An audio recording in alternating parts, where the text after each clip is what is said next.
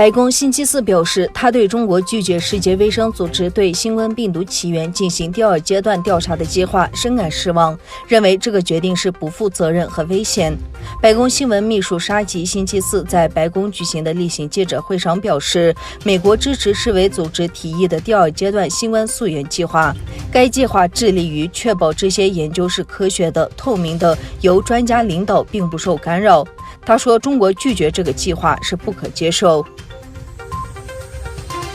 中国国家主席习近平突然访问了西藏这个政治敏感地区，这是30多年来中国领导人的首次访问。据 BBC 报道，习近平周三前往林芝，4日乘火车前往西藏首府拉萨，沿线正在修建的连接山区与四川省的高铁路段。由于行程的安全风险，为期2天的访问仅在周五才公布。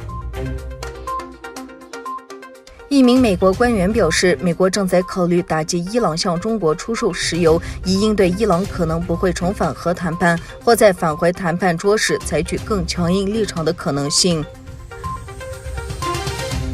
法国政府的冠状病毒疾病首席防疫医疗顾问戴佛西警告，今年冬季数月间可能出现新的变异病毒株。戴佛西说，今年冬季可能会出现新的变异病毒株。戴佛西督促法国民众再度保持社交距离和戴起口罩，并表示日常生活恢复正常恐怕要等到2022或2023年。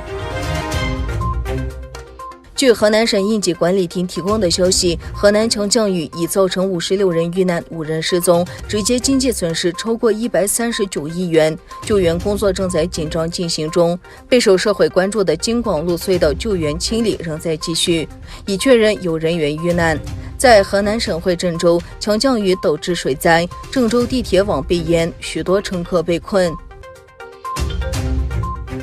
据 Maple News 报道，中共政权将东突厥散喀什一座拥有6世纪历史的清真寺变成了博物馆。根据地区消息来源提供的消息，东突厥散最大、历史最悠久的埃迪嘎尔清真寺已被改建为博物馆。这座清真寺于1442年竣工，历史上一直是该地区最具标志性的清真寺。阿塞拜疆国防部宣布在亚美尼亚边境发生冲突。国防部的一份声明说，两国边界卡尔巴基尔地区的阿塞拜疆地点遭到亚美尼亚军队的袭击。声明说，阿塞拜疆军队也做出回应，冲突仍在继续。据悉，联合国安理会已通过一项决议，谴责土耳其总统埃尔多安在访问北塞浦路斯期间提出的2国解决方案以及开放马拉什地区的决定。